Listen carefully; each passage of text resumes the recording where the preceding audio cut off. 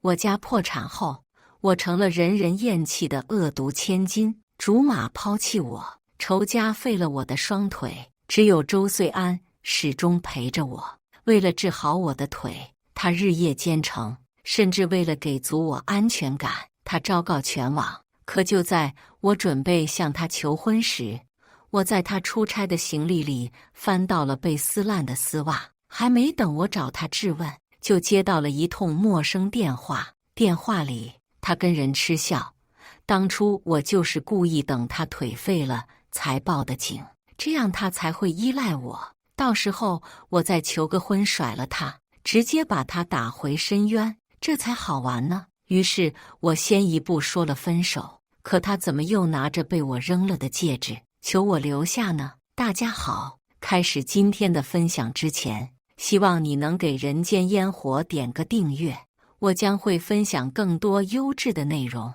我接到电话的时候，那张质问的图片还没发送出去，丝袜上面的字母早已被撕得不成样子，可见当时的战况有多激烈。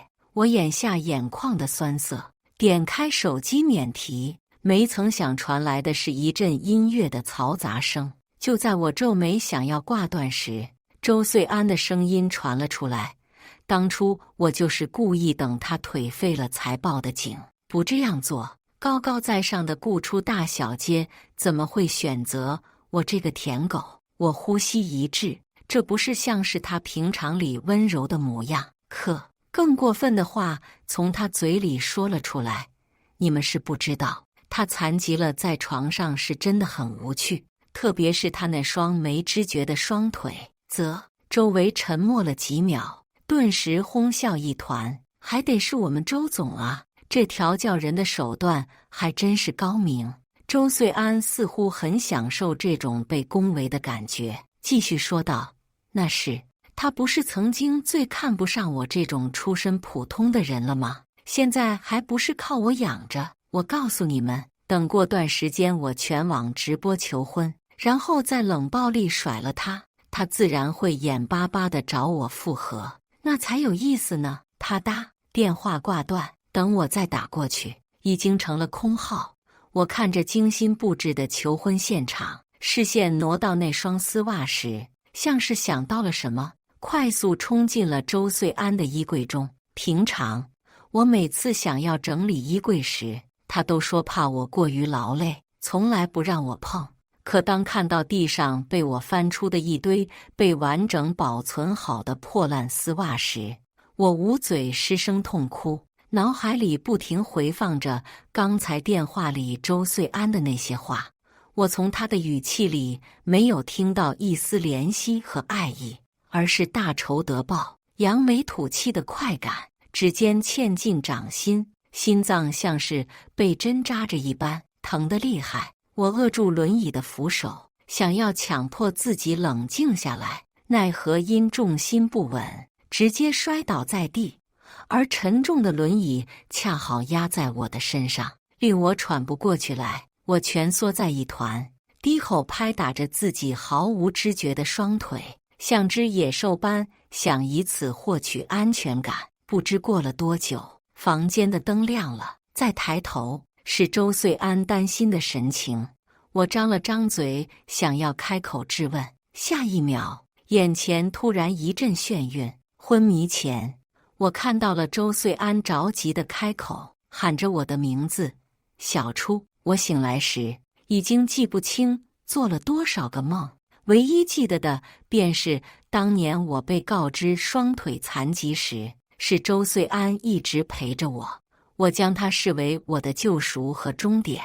在不断的相处过程中，我确定自己不是感动，而是喜欢时，这才答应了他。那天，他高兴得像个情窦初开的少年。往后的岁月中，他待我始终极好。我以为这是爱，是最坚定的选择，没想到却是他为了报复曾经追在我身后的羞辱感。所以，这将近5年的深情和守护，都是演的吗？我不敢去想。甚至到现在，我看着他为了确认我的病情四处奔波的模样，我心底还是抱有一丝期待。小初，你怎么起来了？”缴完费回来的周岁安一进门见状，就立马朝我奔来，语气中带着些许嗔怪。好在没什么大事，不用住院。等回家了，我给你做你最喜欢的虾仁粥。他弯着腰询问我的意见，似乎并没察觉出我的不对，反而絮絮叨叨和我说起了昨晚酒局上的八卦。小初，你下次一定要去见见我那些兄弟，真的一个比一个搞笑。当年我出车祸的时候，你在现场吗？异口同声的话让周岁安扬起的嘴角瞬间凝固，他仅仅愣了1秒，便神情自若回答道：“我当时怎么可能在？我要是在的话，绝不会让你出意外。”我盯着他良久，我轻笑了一声。周岁安虽然有些疑惑，但还是跟着我笑出了声。我用力捏紧裙摆，悬着的心彻底沉到了谷底。周岁安，你又一次对我撒谎了。回家后，被我翻出来的那对破烂丝袜早就不见了踪影。周岁安并未主动提及此事，甚至还特意把衣柜全部复原，就好像一切都没发生过一般。直到他接到了一通电话，匆匆离去，屋内诡异的气氛这才得以化解。临走前，他还不忘向我解释，是我一个客户，晚上等着我回来给你煲汤。对了，我给你买的礼物放在了你房间里，是你喜欢的牌子。我含笑点头，得体的模样让他很是受用。但刚才我明明清晰听到了，电话里是女人的哭声。起初我还在想，那些丝袜是出自同一个人还是不同的，可现在都不重要了。我推着轮椅回了房间，从隔板里拿出我早早设计好的婚纱，平铺在床上，面无表情地用剪刀剪成碎片。我顾初不是什么恋爱脑，他既然如此对我，那我也不会缠着他不放。收拾好一切，我将包装的礼盒放在了最显眼的位置，视线挪到床头柜上精美的包包，一瞬间眼眶微酸。这牌子是我以前最喜欢的，可自从家里破产后，顾及周岁安照顾我的辛苦，我几乎变卖了所有的奢侈品。嗡嗡，手机传来震动，令我意外的是，又收到了一个陌生短信：“岁安是我的，你抢不走。”紧接着，他再次发来短信，这次是一张照片，一张牵手的合照，只不过照片旁边摆放的包包和周岁安送我的一模一样。可这个牌子，每个款式仅卖一个，我不知道周岁安送给谁的是正品，于我来说都不重要了。这些天我没等来周岁安的解释，反而在去医院复查时碰到了竹马江胜的蹲守。他熟练推着轮椅的把手，看向我时，眼角还染上了猩红。“小初，你现在过得幸福吗？”换句话问，周岁安对你好吗？我冷漠按停轮椅，拍开他的手：“江胜，这不关你的事，别换着花样出现在我的生活里。”见我费力推着轮椅，江胜执意按住把手，他居高临下俯视着我，一如当初我被他抛弃时那般令人嫌恶。我正欲喊护士帮忙时，听到他压抑在嗓音底下的得意：“顾初，你明知道自己现在的生活一地鸡毛，却还不肯认清现实。他周岁安就是为了报复你才跟你在一起。你以为这些天他为什么不肯回家？那是因为他正在和我公司里一个刚毕业的女孩子交往。顾初，你能不能清醒点？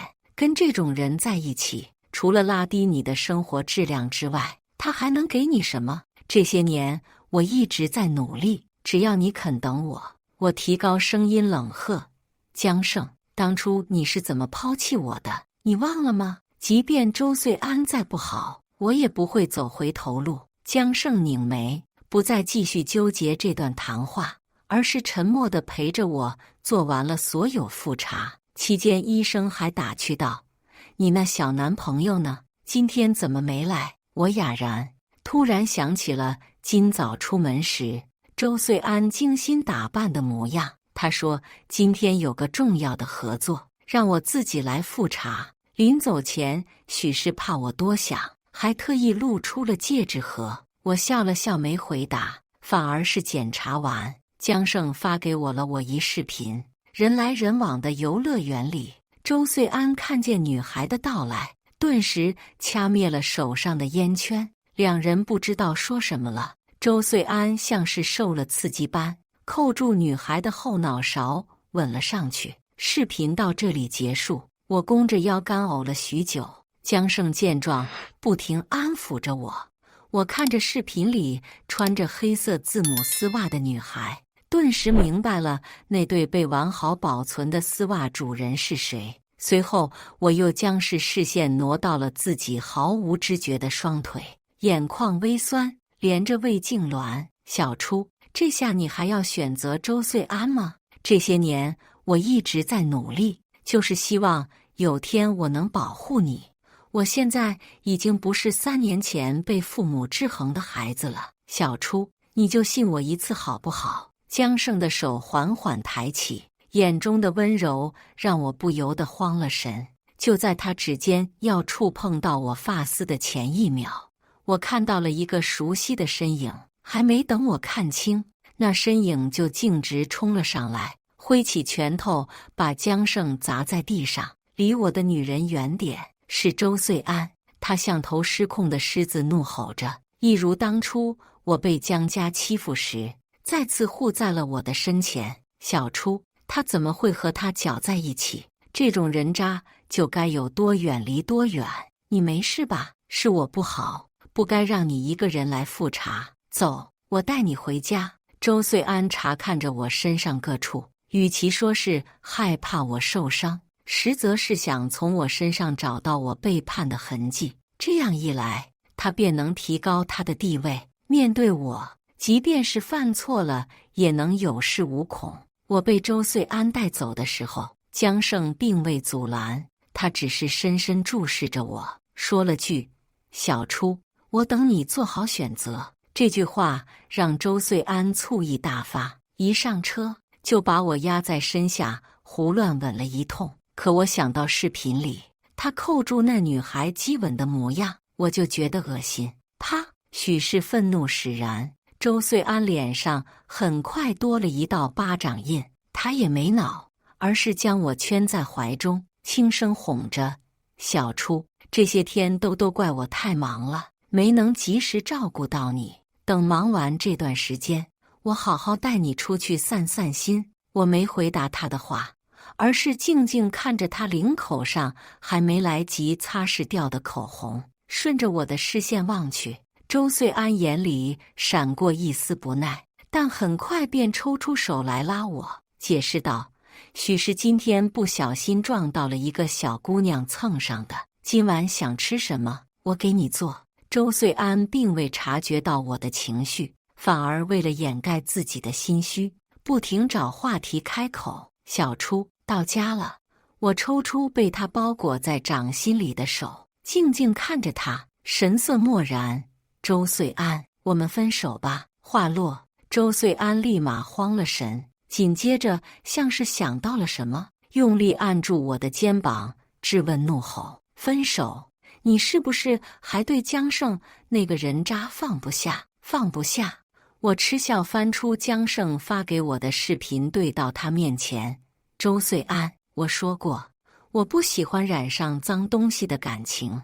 你领子上的口红印，还有这段视频，难道还不足以让我跟你分手吗？”闻言，周穗安眼神躲闪，随后低下头，作势要来拉我的手，被我躲开。他愣在半空中，当着我的面发誓，不管你信不信，我绝对没有做对不你的事情。顾初，我们在一起3年了，这3年我对你掏心掏肺，照顾有加，可你呢，却偏偏听信江胜编造的谎言，甚至拿着合成的视频要跟我分手。难道这些年我对你的好，你都感觉不到吗？周穗安痛苦抱着头，似乎我才是那个过错方。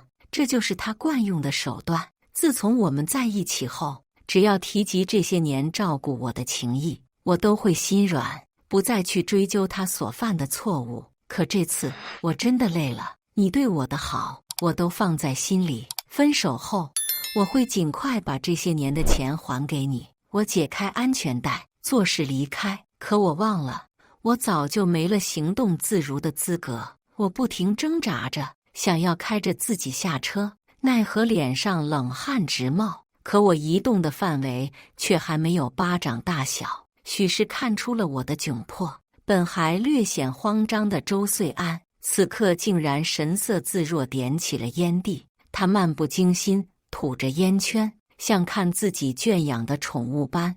小初，离了我，你觉得你的生活能自理吗？且不说你能不能去工作，就现在，你连下车都困难。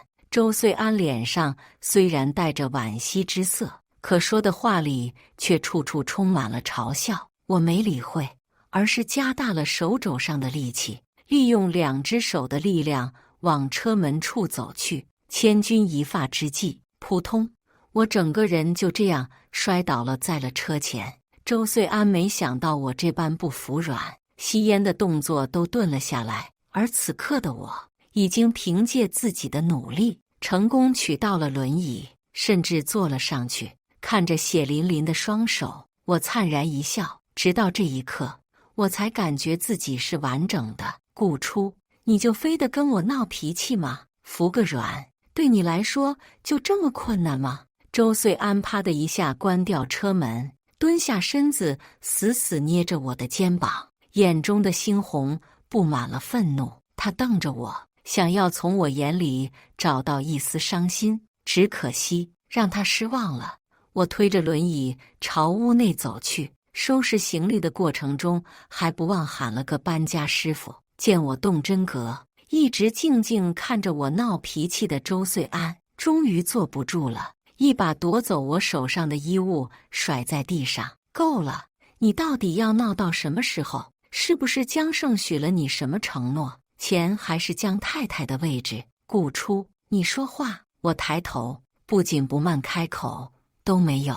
周岁安，你还记得衣柜里那堆被完整保存好的丝袜吗？别这样看着我，你知道的，我从来不穿丝袜，不仅仅是衣柜里，就连你上班的公文包里都装了一条。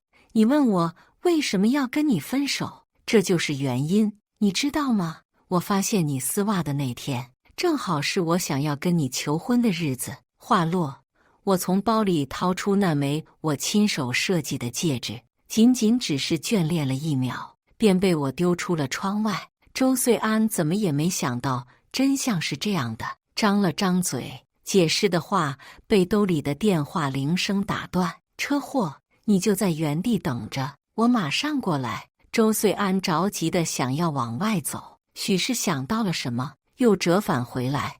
等我回来，我会跟你解释一切。出车祸是我同事李哥，你见过的。我没回话，我看着手机上那个陌生号码发来的车祸照片，顿时明白了一切。周岁安赶去见的不过是那个女孩罢了。想到这里，我加快了收拾行李的动作。跟着搬家师傅离开后，冷冰冰的屋子里只剩下周岁安的物件。我找个了价格合适的出租屋，将东西全部收拾好后，手机界面全是周岁安的未接来电，伴随着还有许多短信。他就是我一同事。丝袜的事情不是你想的那样。你在哪？我来找你。顾初，我的耐心有限，你别告诉我你去找江胜了。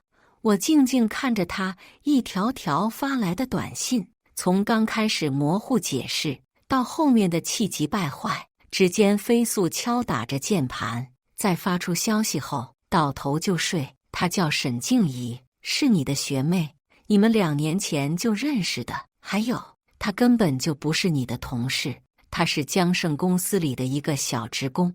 我不知道周岁安会有什么反应，只是昏昏沉沉时，我梦见了许多从前的事情。那时，我和江胜还是一个院子里长大的青梅竹马，奈何我从小被娇生惯养，脾气比较傲然。江胜从小没少被我欺负，甚至后来江母挑中的儿媳都因为我给黄了。那以后我有了个恶毒的名声，可即便如此，我也根本不在意，因为江胜对我很好，周岁安这个朋友也很讲义气。可惜好景不长，我家破产了，被那群人丢出顾家别墅那天，江胜至始至终都没出现。尽管我站在暴雨里敲了整整3个小时的大门，都无人应答。我知道自己被抛弃了，我的生活开始变得颓靡，整日留宿在酒吧里。这期间，周岁安就好像一道光，给了我最后的希望。直到我出了车祸，以为他的不离不弃是上天的眷顾，可谁能料到，我出车祸时，他正站在暗处里，看着我的血一点点流干。在我成了废人后，这才以救世主的身份出现。想到这里，我猛然惊醒，我按住小腿，倒吸一口凉气。下一秒，我突然反应过来，我按着的是我的小腿，而刚才传来痛意的也是我的小腿。惊喜感瞬间包裹着我的全身，我来不及欢呼，迫不及待拨通了主治医生的电话。就在我满心欢喜前往医院复查时，却收到了周岁安发来的短信，是一张病历单，而上面的病症却是癌症。小初，噩耗来得太快，原谅我还没跟你正式解释我所犯下的错误。啪嗒，眼泪顿时砸到了手背上。我分不清现在的自己是害怕还是担心，我只知道自己推轮椅的手越发快速，尽管伤口裂开了，也毫无知觉。周岁安，多方打听，我终于找到了他所在的病房。我惊呼推开门，看到的却是脸色苍白、神色泰然的周岁安。他静静坐在窗前，见我到来，回头朝我微微一笑：“你来了，小初。”他起身朝我走来，蹲下身子抹去我眼角的泪水。“怎么会这样？你的身体不是一向很好吗？是不是医院的人查错了？”“肯定是，我这就让医生再给你做一次检查。”见我做事暗呼叫铃，周岁安眼疾手快拉住了我的手，眼里还带着一丝慌乱，但我并没察觉到。“小初，那些东西都是沈静怡自己放在家里的，我和她真没什么。小初，你要相信我，医生说我没几个月了，我不想带着遗憾离开。”周岁安深深注视着我，眼里的柔情险些让我晃了神，僵持了良久，小腿处传来些许酸胀。“若是你还生气也没关系，我会努力让你原谅我，只要我还活着一天，我就不会放弃你。”周岁安哽咽道。“是吗？”我垂下头，看着他病态的脸庞，最终还是心软了。只是正当我点头应答时，门开了，是我从未见过面的，他腿上还是穿着那双带有字母的黑色丝袜，手里拿着的是一个保温盒。见到我们二人，他顿时红了眼，哑声开口询问：“我是不是来的不是时候，打扰到你们了？”我在心里翻了个白眼，倒是周岁安神色淡定，甚至还主动拉起我的手介绍：“静初，这是我的女朋友，也是未婚妻。顾初，她对我们之间的关系多有误会，所以还得请你解释一二。”我拧眉，有些看不懂周岁安的举动了，倒是反应极快，抹去眼角不存在的泪，点头表示两人只是普通朋友的关系。许是想到了什么，他视线挪到我的轮椅上，有些惊讶：“顾初姐，你还真坐的轮椅呀？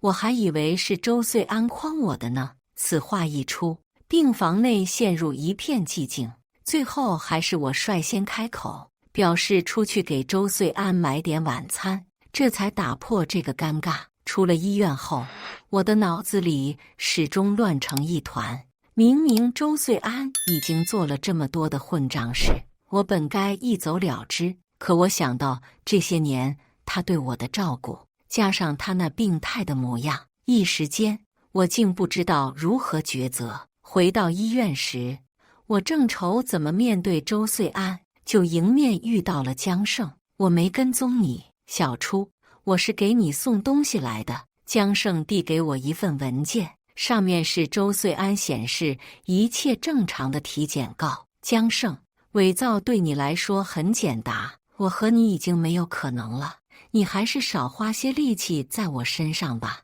我疲惫地将文件扔进垃圾桶。见状，江胜也没有生气，而是推着我走到了周岁安的病房前。透过门口的缝隙，我清晰看到了趴在周岁安胸前的画面。你到底想干什么？我低声咬牙，却被江胜死死按住轮椅，不准我离开。很快，里面传来对话声：岁安，你为什么宁愿装病也要跟他复合？难不成你忘了对我的承诺吗？周岁安挑起的下巴啄了一口，脸上哪还有我刚才瞧见的病态？这个项目融资马上就能拿下了，到时候我会当着全城记者的面跟顾初求婚，稳固融资，再然后我就把他甩了，娶你做周太太。这样一来，这些年我的耻辱之仇也报了，事业也有了，人生何其圆满！砰！我捂嘴震惊，没想到会是这样的真相。而这时，周岁安的视线恰好望来，拔高声音：谁在那里？江胜见我上前，扯住我的胳膊，开口劝阻：小初，真相你都知道了，难道你就这么爱他？我挣脱开他的掌心，扭头认真地看向他，看向这个陪着我走过数年四季的男人，轻声呢喃：江胜，我已经不是当初那个任性的大小姐了。还有，我做什么决定，在3年前你把我抛下后，就再也没资格干涉我了。话落，江胜像泄了气的皮球般颓废垂下头，而我则扬起恰到好处的微笑，松开了紧攥的拳头，推门进去：是我呀，岁安。见我神情淡然，周岁安的暗暗松了口气，像是避嫌般一把推开了坐在床沿上的沈静怡，抬头笑着看向我：瘪嘴，小初，你回来啦，我就知道你不会抛下我。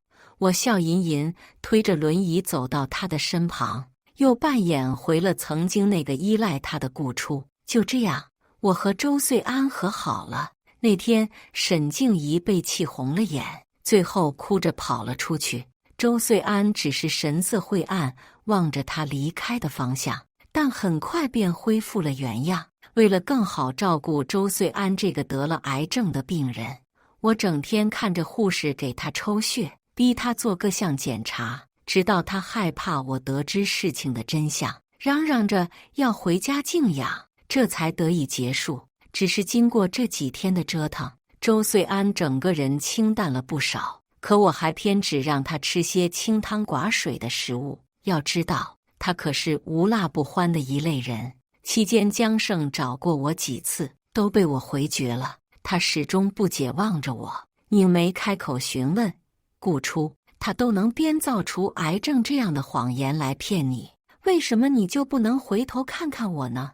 我到底哪里输给了周岁安那种又穷又没背景的人渣？我抿嘴沉默。察觉到周岁安在门口驻足后，我故作甜蜜扬起嘴角，自然是他有千般的好。话落，门口的人影消失了，我不顾上电话里江胜崩溃的怒吼声，挂断了电话。周岁安，你既然无情，就别怪我无意了。经过这些天的相处，周岁安终于露出了真面目。这天，我刚从医院里复查回来，就看到屋内满是精心布置的鲜花、蛋糕。周岁安一改近日里的病态，身穿西装朝我缓缓走来，随后举起一枚熟悉的钻戒，对着我单膝下跪：小初，这是哪天被你丢了戒指？我给找回来了。我知道这些天来你受了太多委屈，你愿意留在我身边照顾我，已经是我上辈子修来的福分。可我的时间不多了，我想和你有个完整的婚礼，在最后的时间里也不会叫我带着遗憾离开。我看着他，脑子里浮现出今日在医院里主治医生说的话：你的腿已经有了好转，只要勤加复健，能站起来只是时间的问题。视线下移，我看着自己的双腿，还是执拗地问出了那个问题：周岁安，当年我出车祸，你当真没有在我身边吗？闻言，他神色慌张，但很快便将问题抛给了我：小初，你当时看到我了吗？我摇头，他这才笑道：若是我在，怎么可能会让我们的大小姐变成这个样子呢？他近乎宠溺的语气让我觉得恶心。我伸手接过戒指，自顾自戴在了手上，还没等他反应过来，我就拿出了他故意摆在桌上的文件，笑道：明天的发布会我会去的，放心，既然关系到你公司的融资问题，我自然是要拼尽全力的。周岁安见目的达成，加深了笑容。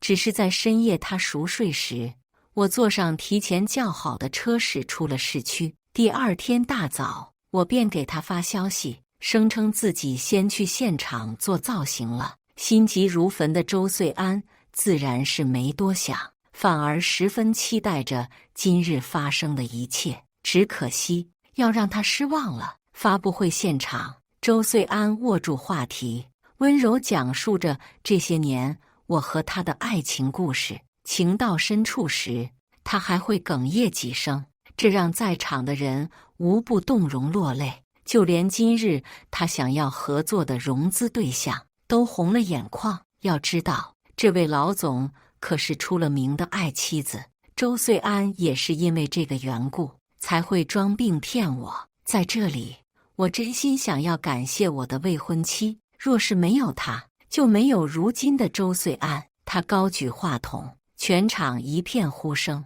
只是过了不知道多久，我依旧没有出现。这下周岁安彻底慌了，不顾记者们的逼问，跑到台下找寻我的身影。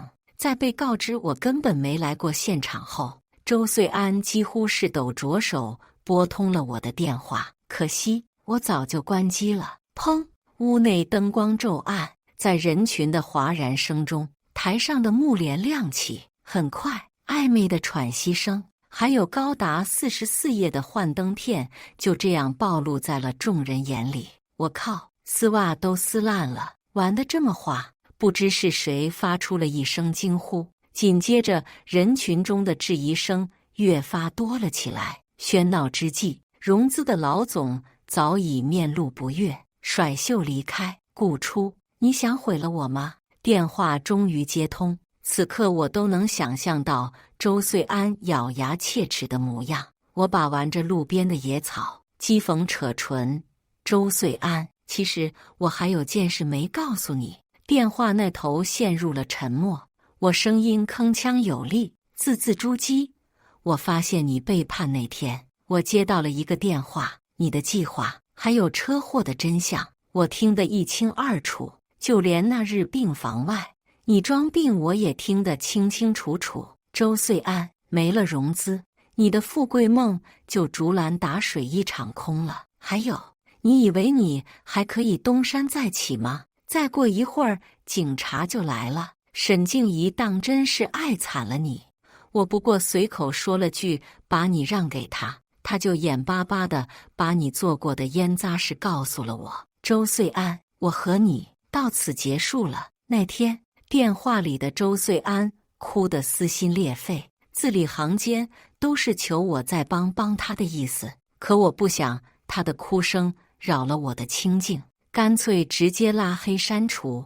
望着郊外的花圃，我头一次感觉到了轻松的氛围。其实当我得知周岁安是故意看着我变成废人的时候，我心底有过怨恨。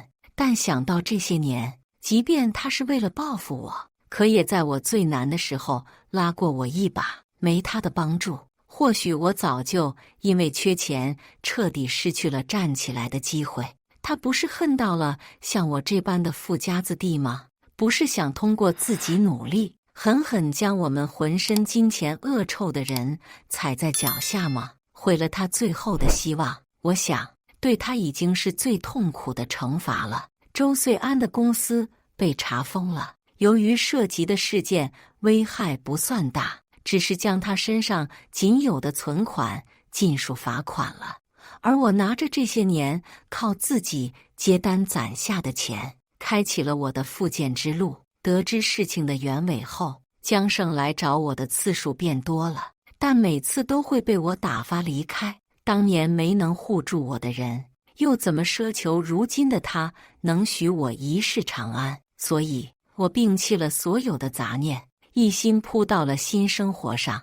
为了更好地养活自己，我开始在社交媒体上整日发布视频。很快，我的经历让我走红，一时间我再也不是周岁安口中靠他养着的废物了。这天，我刚做完复健回家，就遇到了站在小区楼下的周岁安。几月不见，他的下巴早就布满了胡茬，身形更是轻减了不少。见到我，他急忙上前拦住我的脚步，跪在我面前，扬起手臂，疯狂扇着自己耳光。这一动作很快就惹来了围观人群。小初，我错了，这些天我反思了很久，都是我的错，你就再给我一次机会好不好？我知道你还是爱我的，不然你不会还把戒指戴在手上，瞥见我无名指上的钻戒。他突然神色激动起身，伸手做事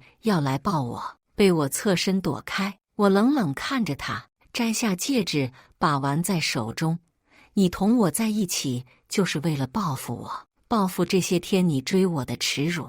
我出车祸，你故意等着我血流干了，这才打救护车的电话。你说你得了癌症，实则是为了骗我，帮你获得融资。周岁安，你还真是不要脸，都这样了，还想利用舆论逼我跟你和好。我松开指尖，戒指就这样滚落到了一旁的下水道中。我看着他愤愤不平的模样，捂嘴惊讶。哎呀，戒指掉了，别这样看我，这枚戒指根本就是被我丢了那枚，不过是你找了个替代品，想要诓我原谅你罢了。他脸上红一阵白一阵，努着嘴却怎么也说不出话来，反倒是那些看热闹的一口一个唾沫星子就把他羞辱走了。周岁安走后，又来一个稀客，不知道沈静怡是怎么混进小区里的，也不知道他是怎么知道我家的。眼前他挺着平坦的小腹，神色傲然看着我，出口警告：我怀了岁安的孩子，很快我们就要结婚了，你一个瘸腿的残废，我劝你最好还是有自知之明，别来破坏我们完整的家庭。我被他的发言惊呆了，敷衍几句想要关门时，他像是听到了什么，眼珠一转，立马红了眼，跪在我的面前：顾小姐，算我求你，你就把岁安还给我吧。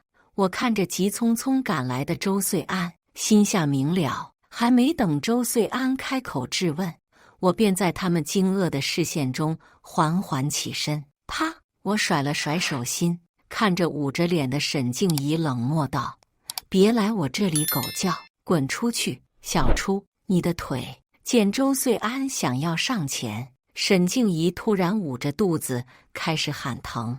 我好心提醒，我的腿怎样和你无关，你还是多关心关心你面前的孕妇吧。在沈静怡不停的叫喊声中，周岁安这才念念不舍地离去。只是半夜，他还不忘发消息问我的腿到底是什么时候好的。我没理会，直接扒了卡换了个手机号码，专心投入到了事业当中。期间，周岁安找过我好几次，都被我隔绝到了门外，导致最后我忍无可忍，直接告他骚扰，这才得以平息一段时间。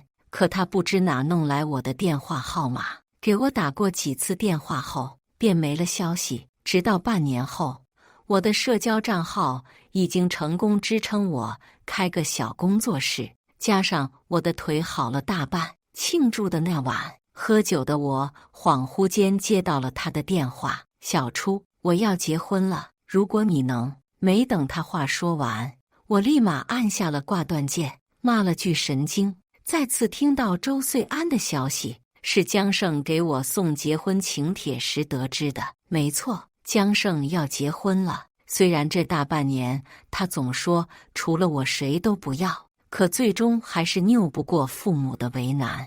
看着面露歉意的江胜，我及时开口打断：“你我之间没有谁对不起谁，你想要做的事情总是做不成，从小就是如此。江胜，好好过日子吧。”闻言，我接下他的请帖便离开了。等到回家后，我才消化着周岁安的消息。原来当初沈静怡那胎没有保住，愧疚让周岁安最终还是娶了她。可婚后的日子并不好过，习惯了大手大脚的沈静怡让眼高手低的周岁安根本招架不住，两人经常吵架，争吵到了最后，两人还会动手。没多久，沈静怡便红杏出墙了，找了个有钱有势的男人。本就自卑敏感的周岁安顿时被刺激了，争吵之际竟然出手打死了沈静怡的姘头。更可笑的是，即将要被判刑的周岁安还查出了癌症晚期，这下倒是灵验了他曾经撒的谎。我走到窗前，看着今年的第一场初雪，不由得下楼多走了一会儿。算了算，今日我走了足足10个小时，怎么不算一件挺好的消息呢？至于周岁安的结局，和我早就没关系了。以上就是今天分享的故事，大家有什么想说的、想吐槽的，欢迎在下方评论交流。也更希望能给人间烟火点个订阅，我将会分享更多优质的故事内容。